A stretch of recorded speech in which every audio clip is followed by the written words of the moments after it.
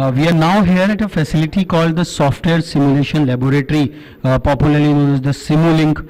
It works under the Center for Design and Innovation at the APJ Satya University.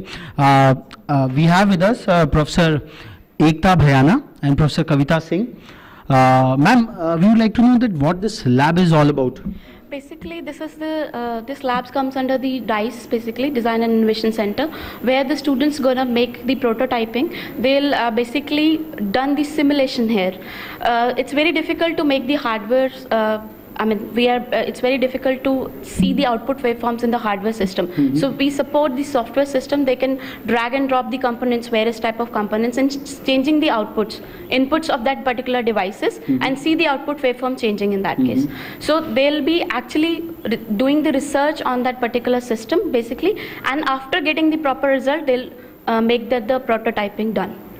So what kind of students, like which year or which branch this lab is actually integrated to in the conventional thought of it? So it's not that, it's like basically there's no bar for the age group and for the semester system.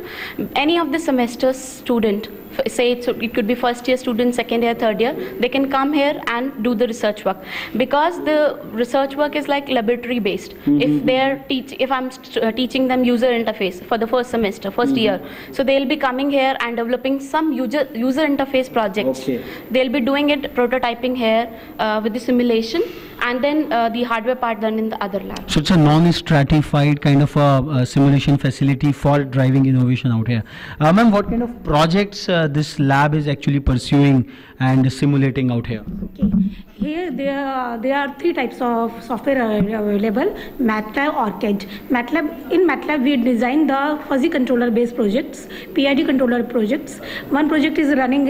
You can see my student is design a washing machine, automatic washing machine, and one student has designed the speed controller of fan speed controller. It's a very good project. You can see there, and first year student can design a small projects. Depends upon he can drag the Simulink libraries, he can drag the controllers, he can drag the filters and design the on filters. Depends on the requirement. Some student has designed the digital filter also. It's give a very wonderful results. After that they fabricate the final design. So what kind of time frames are available for the students to work in this laboratory and facility? Time frame for given. Actually, whenever they'll be free, they can come in this lab and work there. Okay. That's the option given to them. Anytime this lab is open for everybody. Any of the departments like computer science, mechanical students, ECE students, they can come here. They can design the project interdisciplinary. You know, if the mechanical, one student from the mechanical, one from the computer science, and one from the electronics wants to develop something new, so they can come here and sit together and doing the brainstorming with each other, and then decide, because one stream cannot design one project. You know, there's streams available. So this is how you are interfacing the various disciplines out here.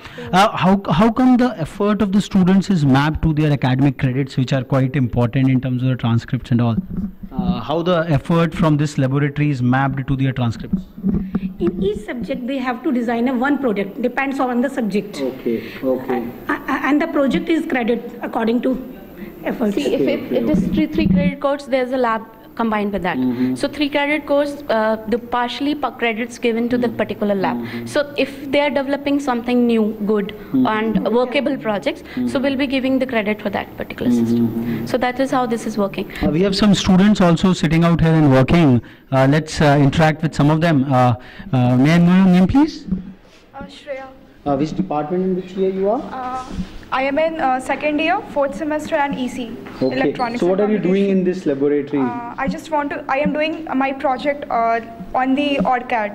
I am using ORCAD. It's basically 16.3 version, and so we are doing the software part, software stimulation part, like before implementation on any hardware. Like in the software, we used to make the designs like in hardware.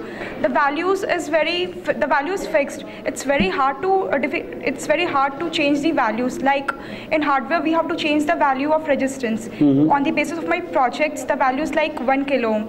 So it's very difficult, like soldering part we have to do. So it's very easy on OrCAD, which is a software tool. We can easily change the values by just dragging, double clicking. So how much time do you spend a week in this laboratory? How exciting you find that? Whenever I free, I used to do my projects on the software. Like I used to come every day. I used to spend 1.5 hour here on doing my projects on software. How exciting you find this laboratory in your academic journey? Sir, this laboratory is important because we can't directly imply our thoughts on the hardware. First we do software, so we can save our time and components also. So how much time do you spend out here? Sir, whenever I'm free, I used to come here and do the project.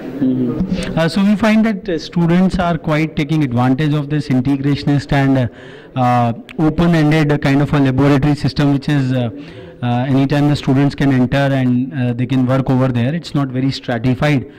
So I think this kind of an open learning ecosystem is the first step to deliver certain innovative products or interventions. We will move on to the next laboratory under the Design and Innovation Center at APJ Satya University to unravel further as to what innovation and design is embedded into the whole academic ecosystem out here.